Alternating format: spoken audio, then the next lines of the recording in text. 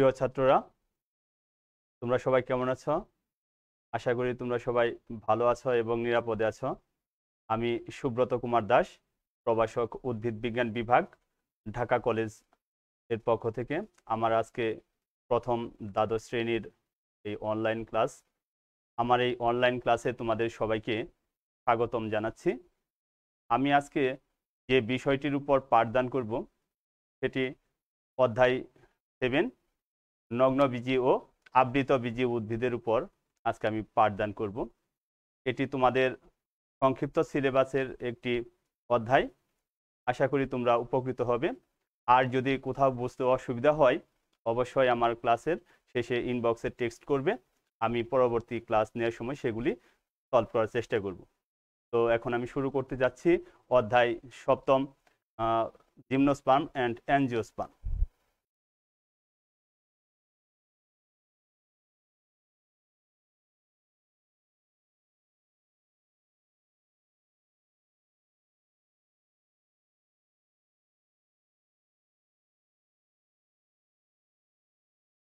তো জিমনোস্পার্ম এটি একটি বীজ উৎপাদনকারী গোষ্ঠী থেকে উৎপন্ন হয়েছে। সেই বীজ উৎপাদনকারী গোষ্ঠীর বিভাগকে বলা হয়ে থাকে স্পার্মাটোফাইটা।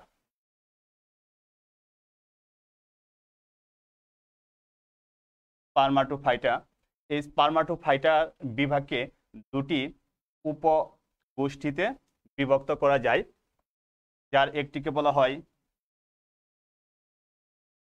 জিমনোস্পার্ম এবং আরেকটিকে বলা হয় অ্যাঞ্জিওস্পার্ম।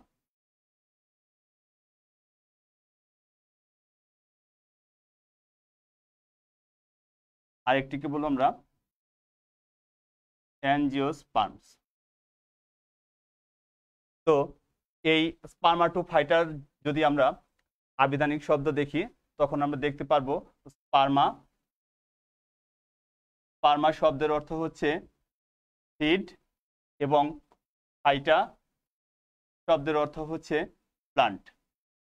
তাহলে এই দুটির অর্থ দ্বারাই বীজ উৎপাদনকারী গোষ্ঠী। সেই বীজ উৎপাদনকারী গোষ্ঠীকে একটি বিরাট বিভাগে রাখা হয়েছে যাকে বলা হয়ে থাকে স্পার্মাটোফাইটা। এই স্পার্মাটোফাইটাকে দুটি উপগোষ্ঠীতে ভাগ করা হয়েছে, যার একটিকে বলা হয় জিমনোস্পার্ম আর একটিকে বলা হয় অ্যাঞ্জিওস্পার্ম। জিমনোস্পার্ম শব্দটিকে যদি আমরা আবার বিভক্ত করি তখন আমরা দেখব এটি দুটি গ্রিক শব্দের সমন্বয়ে এই জিমনোস্পার্ম শব্দটি উৎপত্তি হয়েছে। এই জিমনোস যার অর্থ হচ্ছে নেকেড বা নগ্ন, এবং পারমোস শব্দের অর্থ হচ্ছে সিড।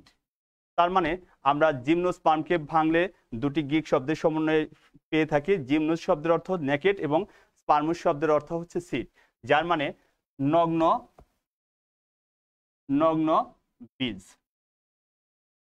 জীববিজ্ঞানের যে শাখায় যে সমস্ত উদ্ভিদের বীজটি নগ্ন অবস্থায় থাকে, অর্থাৎ যাদের গর্ভাশয় থাকে না, এখানে কিছু আমি বুলেট আকারে লিখছি, যাদের গর্ভাশয় থাকে না,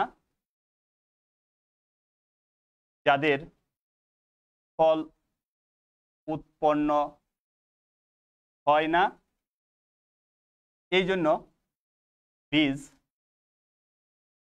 নগ্ন অবস্থায় থাকে, সেই সমস্ত উদ্ভিদকে বলা হয়ে থাকে নগ্নবীজি উদ্ভিদ। তাহলে আমরা নগ্নবীজি উদ্ভিদের ডেফিনেশন পেয়ে গেলাম। নগ্নবীজি উদ্ভিদ কাকে বলে? যে সমস্ত উদ্ভিদের গর্ভাশয় থাকে না, এই জন্য ফল উৎপন্ন হয় না, আর ফল উৎপন্ন হয় না বলে বীজটি নগ্ন অবস্থায় থাকে, সেই ধরনের উদ্ভিদকে বলা হয়ে থাকে জিমনোস্পার্ম। এই জিমনোস্পার্ম শব্দটি সর্বপ্রথম ব্যবহার করেন উদ্ভিদ বিজ্ঞানের জনক বিজ্ঞানী থিওফ্রাস্টাস। তিনি তার যে বিখ্যাত একটি গ্রন্থ inquiry into plants. Inquiry into plants নামক যে গ্রন্থ, সেই গ্রন্থে সর্বপ্রথম জিমনোস্পার্ম শব্দটি ব্যবহার করেন। আমরা জানতে পেলাম জিমনোস্পার্মের বিভাগ, তাকে দুটি উপগোষ্ঠীতে ভাগ করা হয়েছে, যাকে বলা হয় জিমনোস্পার্ম, একটিকে বলা হয় অ্যাঞ্জিওস্পার্ম। জিমনোস্পার্ম সম্পর্কে আমরা একটু ধারণা নিয়ে নিলাম। এখন একটু আমরা অ্যাঞ্জিওস্পার্ম শব্দের অর্থ জানবো। অ্যাঞ্জিওন্স শব্দের অর্থ হচ্ছে ভেসেল বা রেসিপ্টিকল, এবং স্পার্মস শব্দের অর্থ হচ্ছে সিড। তার মানে আমরা বুঝতে পারছি যে সমস্ত উদ্ভিদের বীজ আবৃত অবস্থায় থাকে তাদেরকে বলা হয় অ্যাঞ্জিওস্পার্ম। আমরা আজকে যে বিষয়টি যেটির উপর আমি পাঠদান করব সেটি হচ্ছে জিমনোস্পার্মের মধ্যে সীমাবদ্ধ থাকব। পরবর্তী ক্লাসে আমি অ্যাঞ্জিওস্পার্ম সম্পর্কে ধারণা দিব। তো আমাদের বাংলাদেশে প্রায় 4000 প্রজাতির অ্যাঞ্জিওস্পার্ম থাকলেও জিমনোস্পার্মের সংখ্যা খুবই কম। সেটা 5টি প্রজাতির জিমনোস্পার্ম পাওয়া যায়। এই 5টি প্রজাতির জিমনোস্পার্মের মধ্যে রয়েছে সাইকাস পেকটিনাটা,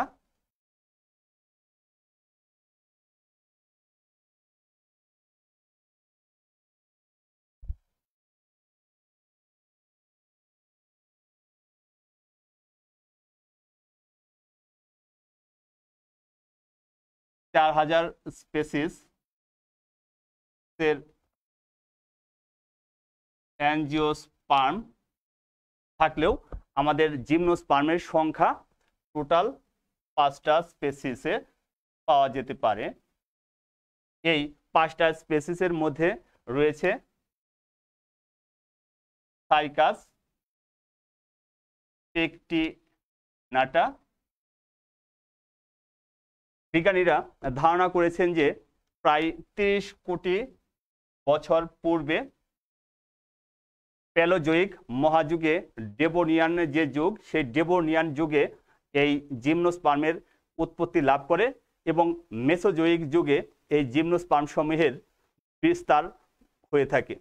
তাই অতীতে প্রচুর পরিমাণের জিমনোস্পার্মের আধিক্য থাকলেও বর্তমানে এর সংখ্যা খুবই কমে আসছে। বাংলাদেশে যেমন পাওয়া যাচ্ছে মাত্র 5টি স্পেসিস, কিন্তু জিমনোস্পার্মের টোটাল যে জেনাস বর্তমান হিসেব অনুসারে প্রায় 83টি জেনাস রয়েছে, এবং এর টোটাল স্পেসিস সংখ্যা 721টি।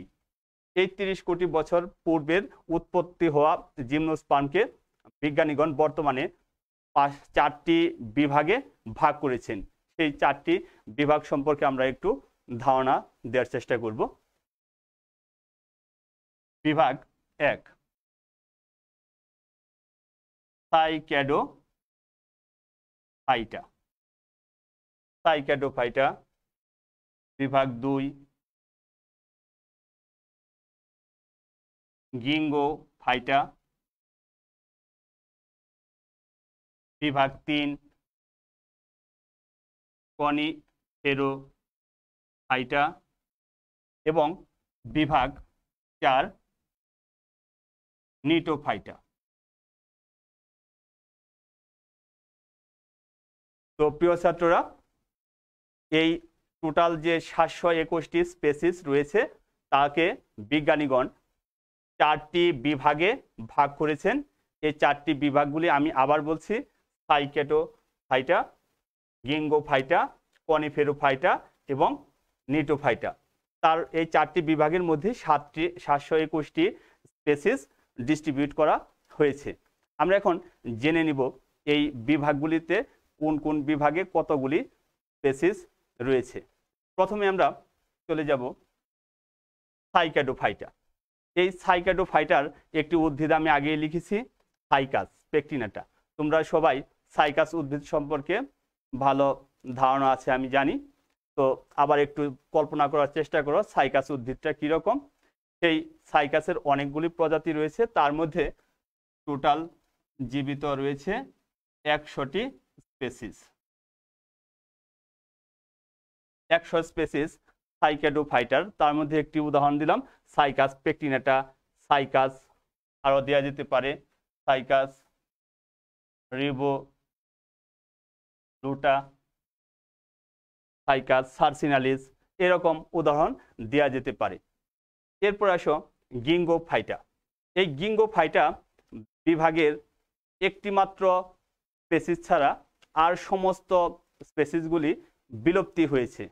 এই গিঙ্গোফাইটার যে স্পেসিসটি এখন বর্তমানে জীবিত আছে তার সায়েন্টিফিক নেমটি আমি একটু লিখছি।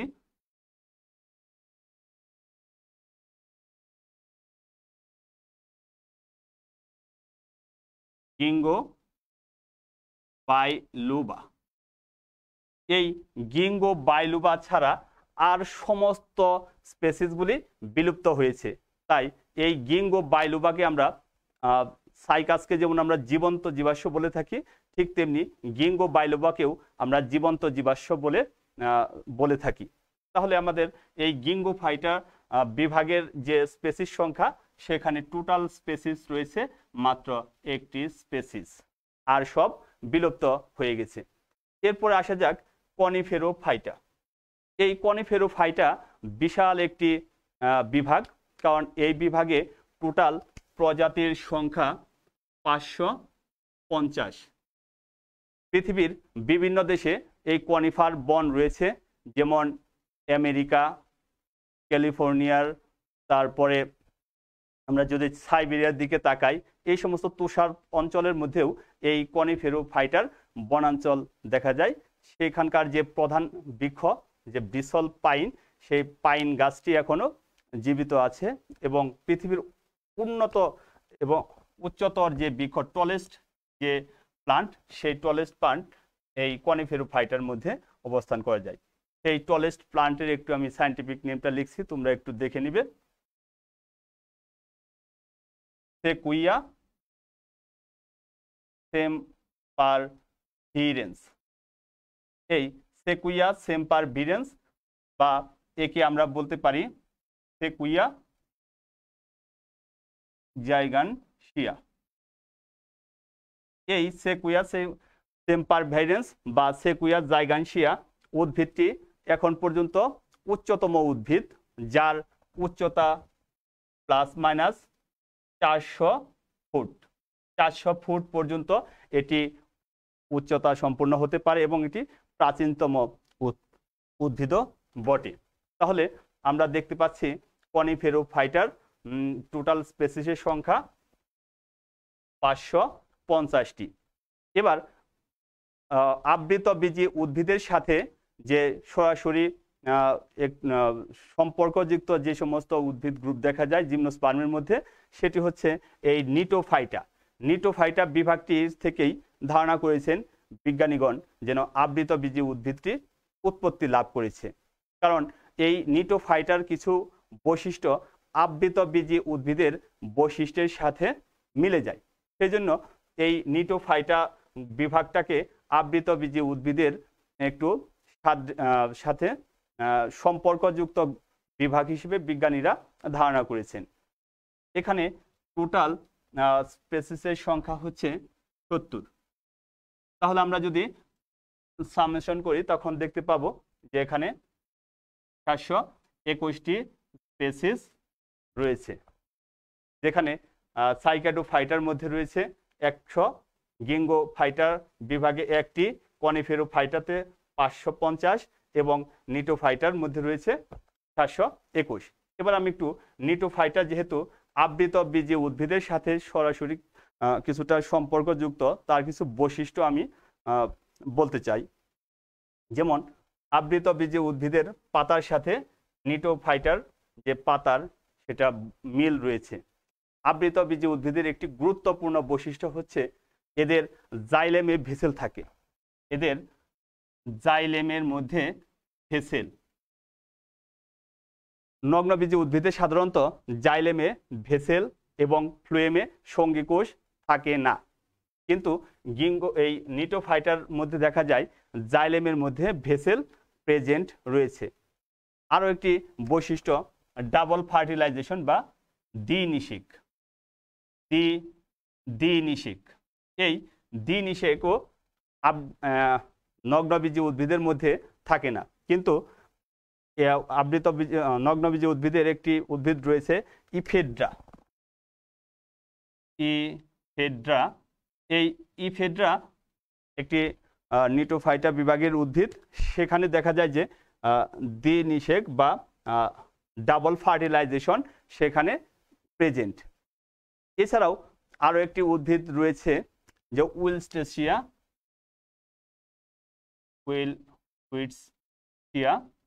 এই উইলস্টেসিয়া যে উদ্ভিদ তার পাতা আবৃত বীজী উদ্ভিদের পাতার মতো।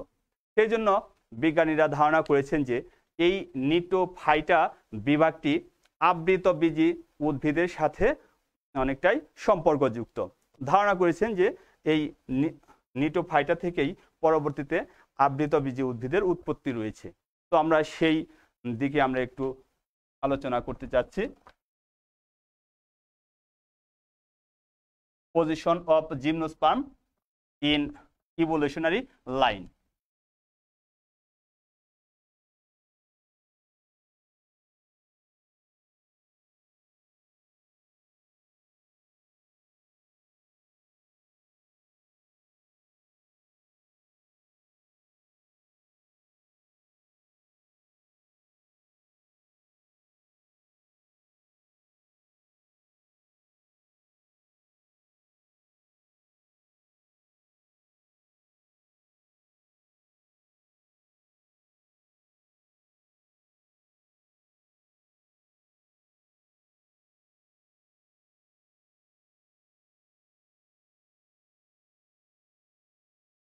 Position of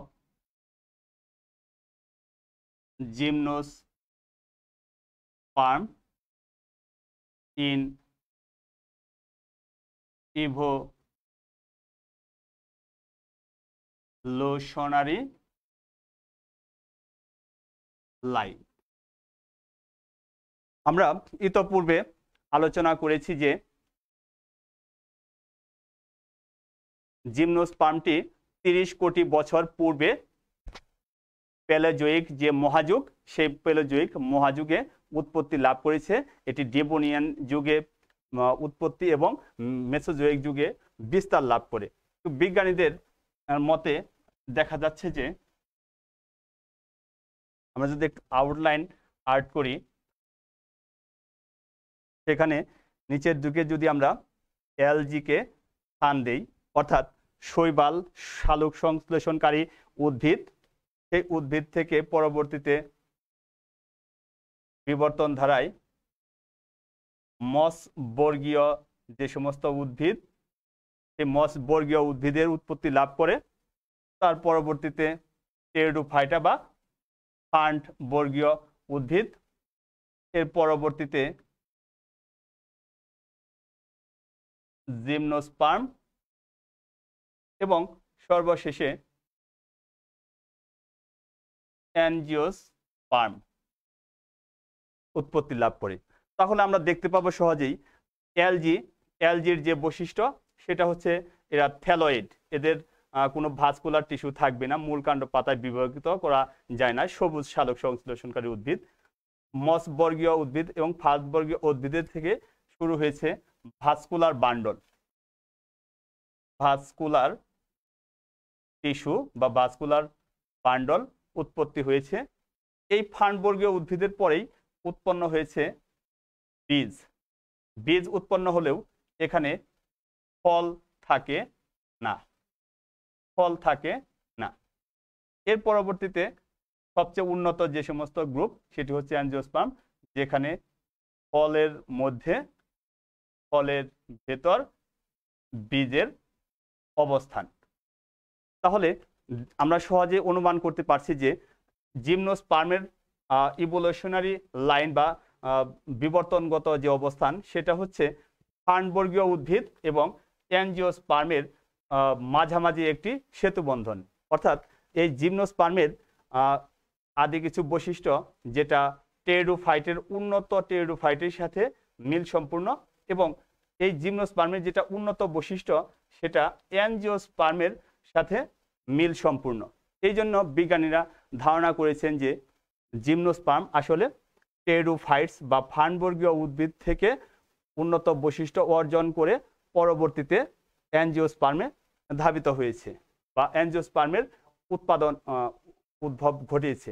সেই জন্য এই জিমনোস্পার্মকে টেরিডোফাইটা এবং অ্যাঞ্জিওস্পার্মের মাঝামাঝি একটি পর্যায়ে স্থান দিয়েছে। সেই জন্য আমরা ইভোলিউশনারি লাইনের হিসেব করলে জিমনোস্পার্ম হচ্ছে টেরিডোফাইটা এবং অ্যাঞ্জিওস্পার্মের সেতুবন্ধন। এবার আমরা জেনে নিব সাধারণ বৈশিষ্ট্য, জিমনোস্পার্মের সাধারণ বৈশিষ্ট্য।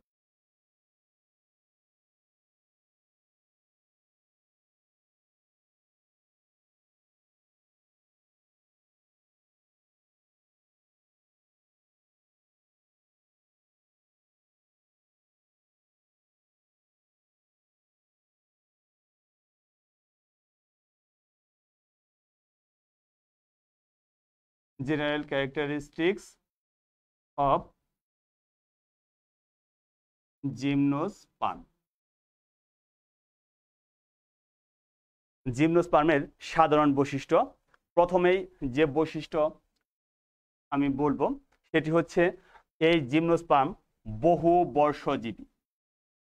বহু বর্ষজীবী। এরা চিরসবুজ এবং এরা হেটেরোস্পোরাস, অসম রেণু প্রসূ, যাকে বলা হয়ে থাকে হেটেরোস্পোরাস। অর্থাৎ এদের মাইক্রোস্পোর এবং মেগাস্পোর, মাইক্রোস্পোর এবং মেগাস্পোর উৎপন্ন করে থাকে, অর্থাৎ পুংঅস্থি রেণু উৎপন্ন করে থাকে। এই জন্য একে বলা হয়ে থাকে হেটেরোস্পোরাস বা অসমরেণু প্রসূ। সেকেন্ড যে বৈশিষ্ট্য, এরা হচ্ছে স্পোর উৎপন্ন করে। এরা স্পোর উৎপন্ন করে থাকে, আমি সাইটে একটু লিখছি, স্পোর। স্পোর বা রেণু একটি বিশেষ ধরনের পাতার মধ্যে এরা উৎপন্ন করে।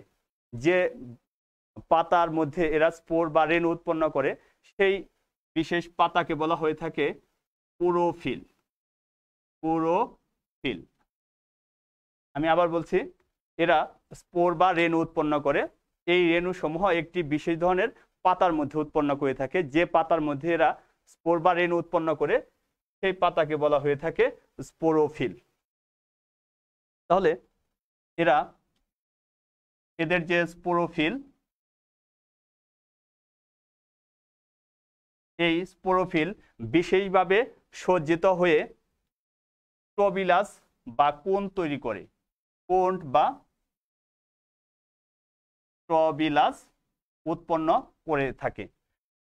অতীতে বিজ্ঞানীগণ এই স্ট্রোবিলাস বা কোণকে ফুলের সাথে তুলনা করা হয়েছিল, সেই জন্য একে পুষ্পক উদ্ভিদ হিসেবে পরিগণিত করা হয়েছিল জিমনোস্পার্মকে। কিন্তু পরবর্তীতে দেখা যায় যে পুষ্পের সাথে স্ট্রোবিলাস বা কোণের অনেক বৈসাদৃশ্য রয়েছে, সেই জন্য একে পুষ্পক উদ্ভিদ থেকে বাদ দেওয়া হয়েছে। এটা স্ট্রোবিলাসের সাথে বেশি মিল সম্পূর্ণ। এদের কোনো ওভারি থাকে না। ওভারি একটি ক্যারেক্টারিস্টিক্স, ওভারি বা গর্ভাশয় থাকে না। এদের গর্ভাশয় থাকে না, এর মানে এর গর্ভাশয়, গর্ভদণ্ড ও গর্ভমুণ্ড উভয়ই অ্যাবসেন্ট। যেহেতু এদের গর্ভাশয় নাই, গর্ভদণ্ড নাই এবং গর্ভমুণ্ড নাই, সেজন্য এদের যে ডিম্বক, সে ডিম্বকটা নেকেড বা নগ্ন অবস্থায় থাকে।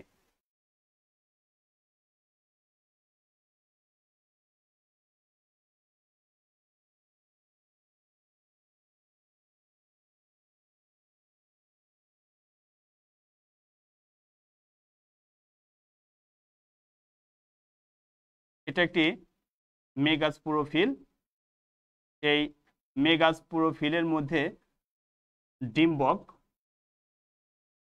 ডিম্বক সমূহ দেখা যাচ্ছে। এই ডিম্বকগুলি সাধারণত নগ্ন অবস্থায় রয়েছে। এই জন্য এদের বীজ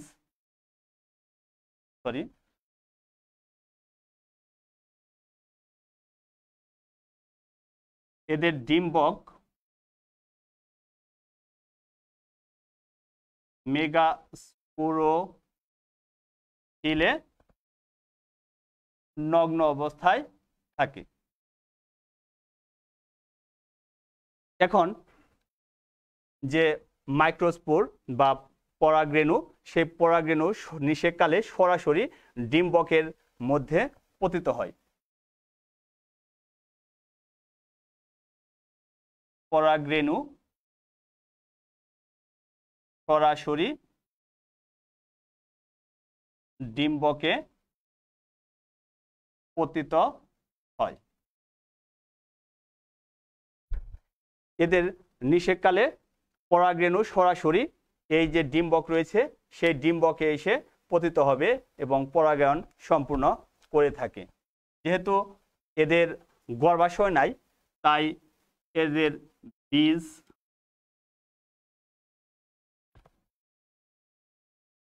বীজও নগ্ন অবস্থায় থাকে। এদের গর্ভাশয় না থাকায় এদের ফল উৎপন্ন হয় না। এদের দ্বিনিষেক ঘটে না। দ্বিনিষেক ঘটে না। কিন্তু আমরা যখন জিমনোস্পার্মের হিস্ট্রি আলোচনা করি সেখানে দেখেছি ইফেড্রা ব্যতিক্রম।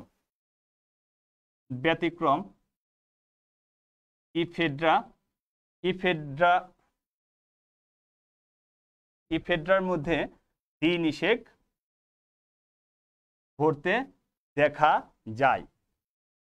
আর এদের যে এন্ডোস্পার্ম বা শস্য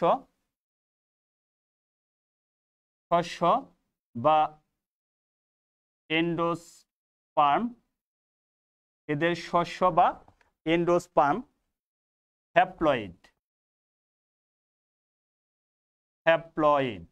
এটি একটি গুরুত্বপূর্ণ ক্যারেক্টারিস্টিক্স। শস্য বা এন্ডোস্পার্ম হ্যাপ্লয়েড, অর্থাৎ এদের শস্যটি উৎপন্ন হয়ে থাকে নিষেক ক্রিয়ার পূর্বেই। নিষেক ক্রিয়ার পূর্বেই এর শস্য বা এন্ডোস্পার্ম উৎপন্ন হয়।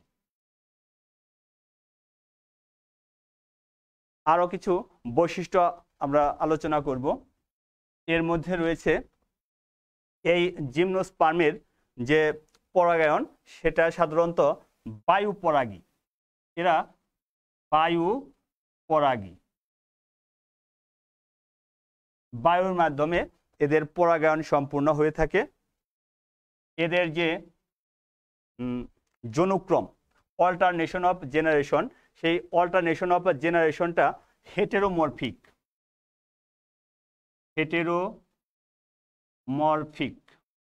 হেটেরোমরফিক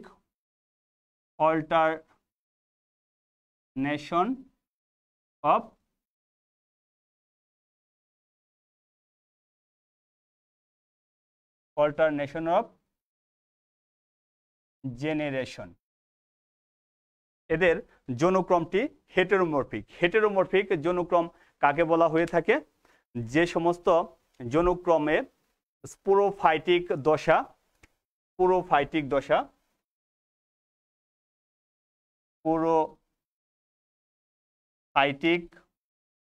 দশা দীর্ঘ, স্পোরোফাইটিক দশা হবে দীর্ঘ, এবং এদের স্পোরোফাইটিক অর্থাৎ ক্রোয়াইসেন এই দশাটি দীর্ঘ হবে, এবং গ্যামেটোফাইটিক দশা সংক্ষিপ্ত। আমরা আলোচনা করছি হেটেরোমরফিক যৌনক্রম কাকে বলে। স্পোরোফাইটিক দশা টুয়াইস এন আর গ্যামেটোফাইটিক দশা এন। যদি যে সমস্ত জীবের জীবনচক্রে স্পোরোফাইটিক দশাটি দীর্ঘ হবে এবং গ্যামেটোফাইটিক দশা সংক্ষিপ্ত হবে এবং উভয় পর্যায়ের মধ্যে আকার আকৃতি পার্থক্য থাকবে এবং স্বতন্ত্র হবে, সেই ধরনের যৌনক্রমকে বলা হয়ে থাকে হেটেরোমরফিক যৌনক্রম, যাকে বলা হয় হেটেরোমরফিক অল্টারনেশন অফ জেনারেশন। এদের দুই ধরনের পত্রক দেখা যায়। এদের দুই ধরনের পত্রক থাকে। একটি হচ্ছে এদের পত্রক সাধারণত যৌগিক পত্র, যৌগিক পত্র, কিন্তু এই পত্রকে আবার দুই ধরনের দেখা যায়। একটি হচ্ছে ফোলিয়েজ লিপ, ফোলিয়েজ লিভস, যাকে বলা হয় পূর্ণপত্র, আর একটি রয়েছে স্কেল লিভস। তাহলে আমরা দেখতে পেলাম এদের পত্র যৌগিক, দুই ধরনের পত্র উৎপন্ন করে থাকে, একটি ফোলিয়েজ লিভ বা পর্ণপত্র এবং স্কেল লিভ বা শল্কপত্র।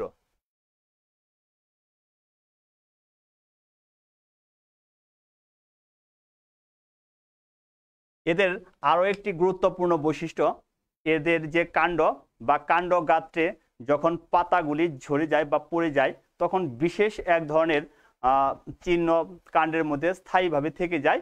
সেই বৈশিষ্ট্য একটি ব্যতিক্রমধর্মী বা ভিন্নধর্মী বৈশিষ্ট্য, যাকে বলা হয় লিপ স্কার। লিপ স্কার, লিপ শব্দের অর্থ পাতা, স্কার মানে ক্ষত, অর্থাৎ এদের পাতা ঝরে গেলেও কাণ্ডের মধ্যে একটি স্থায়ী দাগ বা ক্ষত চিহ্ন রেখে যায়, যাকে বলা হয়ে থাকে লিপ স্কার উৎপন্ন হওয়া। প্রিয় ছাত্ররা, এই হচ্ছে জিমনোস্পার্মের সাধারণ বৈশিষ্ট্য। আমি একে একে আবার বলছি, এরা বহুবর্ষজীবী, চিরসবুজ, অসমরেণু পশু হবে। এদের স্পোরোফিল থাকবে, স্পোরোফিলগুলি টবিলাস গঠন করবে। এদের ওভারি, গর্ভদণ্ড, গর্ভমুণ্ড থাকবে না। এদের ডিম্বক মেগাস্পোরোফিলে কিনারে নগ্নভাবে অবস্থান করবে, এই জন্য পরাগরেণু সরাসরি ডিম্বকের মধ্যে পতিত হবে এবং এদের গর্ভাশয় না থাকায় এদের ফল উৎপাদন হয় না, বীজ নগ্ন অবস্থায় থাকে, দ্বিনিষেক ক্রিয়া ঘটে না। কিন্তু ব্যতিক্রম রয়েছে এফিড্রাতে, এফিড্রাতে দ্বিনিষেক করতে দেখা যায়। আর এদের এন্ডোস্পার্ম হবে হ্যাপ্লয়েড। আমাদের জানি অ্যাঞ্জিওস্পার্মের আর গুরুত্বপূর্ণ বৈশিষ্ট্য, এদের এন্ডোস্পার্ম বা শস্য ট্রিপ্লয়েড হয়ে থাকে, কিন্তু এদের এন্ডোস্পার্ম হ্যাপ্লয়েড। এরা বায়ুপরাগী, এদের হেটেরোমরফিক যৌনক্রম দেখা যাবে। এদের পত্র দুই ধরনের, ফোলিয়েজ লিপ এবং স্কেল লিপ, এবং এই লিপগুলি ঝরে যাওয়ার সময় কাণ্ডের মধ্যে একটি স্থায়ী দাগ থেকে যায়, যাকে বলা হয় লিপ স্কার। এই লিপ স্কার সৃষ্টি হওয়া জিমনোস্পার্মের একটি ভিন্নধর্মী বৈশিষ্ট্য। তো প্রিয় ছাত্ররা, এখন আমরা জেনারেল ক্যারেক্টারিস্টিক্স অফ জিমনোস্পার্ম সম্পর্কে আলোচনা করলাম। এখান থেকে বিভিন্ন ধরনের যে এমসিকিউ কোশ্চেন, যেমন আমরা যদি ধরি জ্ঞানমূলকও আসতে পারে, তারপরে প্রয়োগ এবং উচ্চতর দক্ষতা। উচ্চতর দক্ষতা বিভিন্ন পরীক্ষার ক্ষেত্রে দেখা যাচ্ছে কিভাবে আসে, তার একটি মডেল আমি একটু দেখাবো। যদি কোশ্চেন আসে জিমনোস্পার্ম হলো, জিমনোস্পার্ম হলো,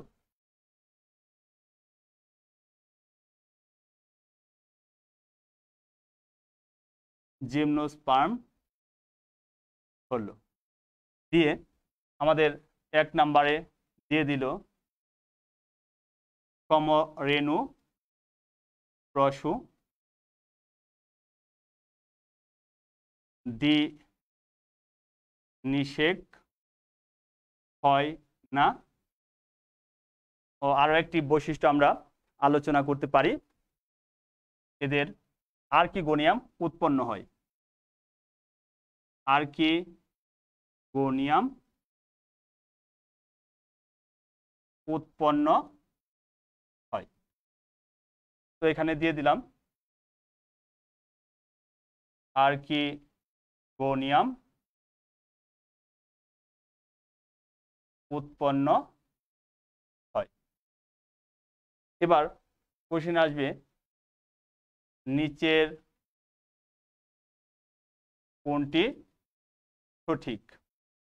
কতে দিয়ে দিল 1 ও 2, খ 2 ও 3, গ 1 ও 3 এবং ঘ 1, 2 ও 3। এ ধরনের যদি উচ্চতর দক্ষতা বা হায়ার অ্যাবিলিটির কোশ্চেন আসে তখন আমরা কিভাবে দেখব? তো আমাদের এই জন্য বৈশিষ্ট্যসমূহ সুন্দরভাবে পড়তে হবে, কারণ বৈশিষ্ট্য থেকে অনেক সময় পরীক্ষায় এই ধরনের হায়ার অ্যাবিলিটি কোশ্চেনগুলি দিয়ে দেয়। তাহলে জিমনোস্পার্ম হলো এখানে বৈশিষ্ট্য সমরেণু পশু, কিন্তু আমরা দেখেছি জিমনোস্পার্ম অসমরেণু পশু, সেই জন্য এই 1 এটা হবে না, দ্বিনিষেক হয় না, এটা ঠিক আছে। আর্কিগোনিয়াম উৎপন্ন হয়, এটাও ঠিক আছে। তাহলে আমাদের যে রাইট আনসার সেটা কোথায় অবস্থান করে? 2 এবং 3, 2 এবং 3 ভালো করে লক্ষ্য করতে হবে এই সময়, কারণ পরীক্ষার হলে আমরা অনেক সময় তাড়াহুড়া করতে গিয়ে ক খ 1 2 1 3 এগুলি গুলিয়ে ফেলি, সেই জন্য ঠান্ডা মাথায় আমাদের এই আনসারগুলি দিতে হবে। তাহলে আমাদের আনসার কোথায় রয়েছে? 2 এবং 3, 2 এবং 3 রয়েছে খ এর ঘরে, সেই জন্য আমরা এইভাবে আনসারগুলি করতে পারি, তাহলে আমরা ভালো করব। কারণ হায়ার অ্যাবিলিটির কোশ্চেন 3-4টার থেকেই থাকে, এই কোশ্চেনগুলি একটু জটিল হয়ে থাকে। তোমাদের একটু ভালো করে যদি পড়াশোনা না করো তাহলে এই আনসারগুলি তোমরা তৎক্ষণাৎ দিতে পারবে না। এখন আমরা আরেকটু দেখে নিব এই যে জিমনোস্পার্ম, এই জিমনোস্পার্মের কিছু বৈশিষ্ট্য রয়েছে, আদি বৈশিষ্ট্য এবং কিছু উন্নত বৈশিষ্ট্য। জিমনোস্পার্মের আদি এবং উন্নত বৈশিষ্ট্য সম্পর্কে আমরা একটু আলোচনা করব।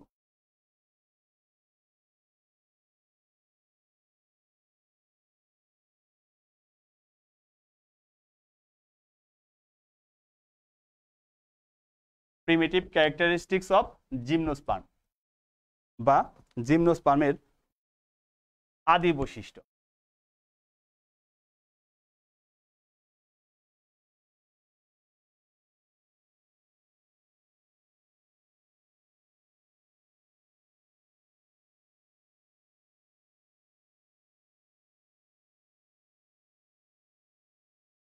জিমনোস্পার্মের কিছু আদি বৈশিষ্ট্য রয়েছে। এই আদি বৈশিষ্ট্যর মধ্যে আমরা প্রথমে যেটা নিয়ে আলোচনা করব সেটা হচ্ছে এদের ভাস্কুলার টিস্যু। এদের ভাস্কুলার টিস্যুর মধ্যে সাধারণত জাইলেমে ভেসেল এবং ফ্লুয়েমে সঙ্গীকোষ থাকে না। ভাস্কুলার টিস্যুর মধ্যে জাইলেমে ভেসেল এবং ফ্লুয়েমে সঙ্গীকোষ থাকা একটি উন্নত বৈশিষ্ট্য, কিন্তু এই জিমনোস্পার্মের ভাস্কুলার টিস্যুতে জাইলেমে ভেসেল এবং ফ্লুয়েমে সঙ্গীকোষ নাই, সেজন্য এরা একটি অনুন্নত বৈশিষ্ট্য বা আদি বৈশিষ্ট্য। 2 নাম্বার যে বৈশিষ্ট্য সেটি হচ্ছে ফ্লাওয়ারের বৈশিষ্ট্য নিয়ে আলোচনা করতে চাই। ফ্লাওয়ার, এদের ফ্লাওয়ারে বা পুষ্পাক্ষের মধ্যে দল ও বৃতি থাকে না। দল ও বৃতি থাকা একটি উন্নত বৈশিষ্ট্য, যেহেতু এদের পুষ্পাক্ষের দল এবং বৃতি অ্যাবসেন্ট, তাই এটি একটি আদি বৈশিষ্ট্য। ফ্লাওয়ারের আরো একটি বৈশিষ্ট্য আমরা আলোচনা করব, এই ফ্লাওয়ারের মধ্যে রস গ্রন্থি থাকে না এবং এরা একলিঙ্গিক বা উভলিঙ্গতা দেখায় যায় না, উভলিঙ্গিক নয়, অর্থাৎ পুষ্প একলিঙ্গিক। এই ফ্লাওয়ারের বৈশিষ্ট্য দল এবং বৃতি থাকা উন্নত, যেহেতু নাই সেই জন্য একটি আদি বৈশিষ্ট্য। ফ্লাওয়ারের মধ্যে রস গ্রন্থি থাকবে এবং পুষ্প উভয়লিঙ্গ হবে, এটা উন্নত বৈশিষ্ট্য। কিন্তু এখানে রস গ্রন্থি এবং উভয়লিঙ্গতা নেই। এদের পরাগায়ন সাধারণত বায়ু পরাগী, এরা বায়ু পরাগী হয়ে থাকে। বায়ু পরাগী, একমাত্র বায়ুর মাধ্যমে এদের পরাগায়ন সম্পূর্ণ হয়ে থাকে। যদি পরাগায়ন বিভিন্ন বাহকের মাধ্যমে হয়, যেমন পতঙ্গের মাধ্যমে, পানির মাধ্যমে, বায়ুর মাধ্যমে, এইরকম ডাইভার্সিটি যদি থাকে, সেই সমস্ত উদ্ভিদ সমূহ সাধারণত উন্নত। যেহেতু এদের পরাগায়ন শুধুমাত্র বায়ুর মাধ্যমে হয়, তাই এটি একটি অনুন্নত বৈশিষ্ট্য। এদের শুক্রাণুতে ফ্লাজেলা থাকে। ফ্লাজেলা থাকা একটি অনুন্নত বৈশিষ্ট্য। ফ্লাজেলা থাকে, এটি একটি অনুন্নত বৈশিষ্ট্য। তো এইভাবে আমরা দেখতে পাচ্ছি যে জিমনোস্পার্ম সমূহ বিভিন্ন দিক থেকে তার অনুন্নত বৈশিষ্ট্য বা আদি বৈশিষ্ট্যগুলি ধারণ করে। তার মধ্যে ভাস্কুলার টিস্যুর কথা আলোচনা করা হলো, ফ্লাওয়ারের কথা আলোচনা করা হলো, বায়ু পরাগী কথা বলা হলো। আরো একটি বৈশিষ্ট্য দিব, এদের বীজ নগ্ন থাকে। আর এটা হচ্ছে ফ্লাজেলা থাকবে শুক্রাণুতে। এই বৈশিষ্ট্যের কারণে জিমনোস্পার্ম সাধারণত আদি বৈশিষ্ট্য ধারণ করে। আবার একটু আমরা দেখব উন্নত বৈশিষ্ট্য, advanced characteristics of gymnosperm. Advanced characteristics of gymnosperm. আমরা দেখেছি নিটোফাইটাতে জাইলেমের মধ্যে ভেসেল রয়েছে, তাই জাইলেমের মধ্যে ভেসেল এবং ফ্লোয়েমের মধ্যে কম্পানিয়ন সেল বা সঙ্গী কোষ রয়েছে। এই কারণে এটি একটি উন্নত বৈশিষ্ট্য ধারণ করে। এরা অসমরেণুপ্রসূ, হেটেরোস্পোরাস।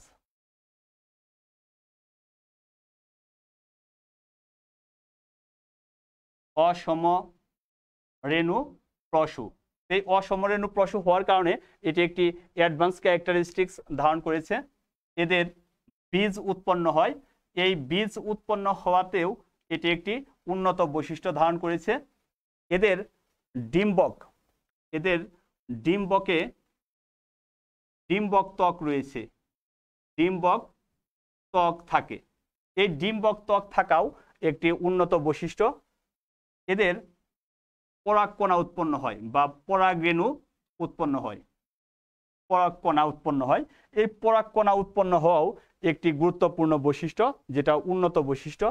আবার পরাগায়নকালে এই পরাগকণা থেকে পরাগ নল, যাকে বলা হয় নিষেক নল, সেই নিষেক নলটাও বা পরাগ নালিকাও উৎপন্ন হয়। এই পরাগ নালিকা উৎপন্ন হওয়াও একটি অ্যাডভান্সড ক্যারেক্টারিস্টিক্স।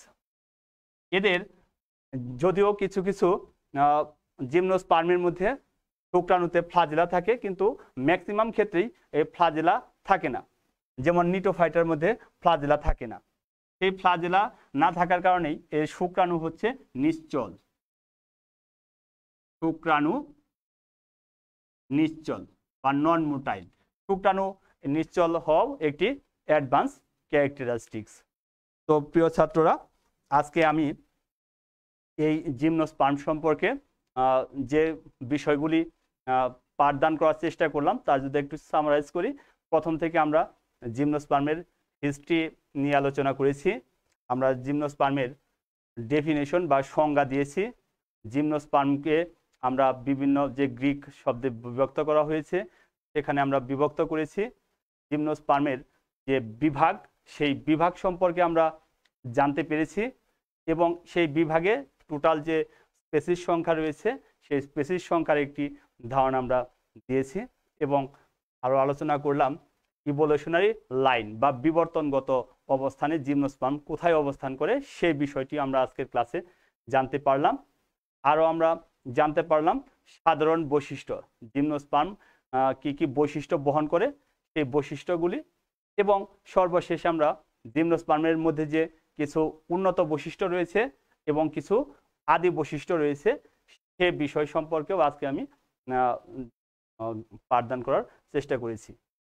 এখন পর্যন্ত তোমাদের যদি কোনো প্রবলেম থাকে অবশ্যই আমার ইনবক্সে টেক্সট করবে, আমি পরবর্তী ক্লাসে সেইগুলি সমাধান করে ক্লাস নেওয়ার চেষ্টা করব। আজকে আমার এটাই ছিল প্রথম অনলাইন ক্লাস। আমার যদি কোনো ক্লাস নেওয়ার সময় ত্রুটি বিচ্যুতি থেকে থাকে সেই জন্য আমি এটা আমার নিজস্ব ব্যক্তিগত আমি ক্ষমা চেয়ে নিচ্ছি। আর ঢাকা কলেজ পরিবার থেকে এই সুন্দর একটি মহৎ উদ্যোগ গ্রহণ করার জন্য আন্তরিকভাবে কৃতজ্ঞতা জানাচ্ছি এবং আমাকে এই ক্লাসটি পরিচালনা করার জন্য নিজেও খুবই গর্বিত বোধ করছি। এছাড়াও আমার ক্লাসটি এতক্ষণ যারা ধৈর্য সহকারে দেখলে তাদের প্রতি অশেষ শুভেচ্ছা এবং শুভকামনা রইল। Best of luck.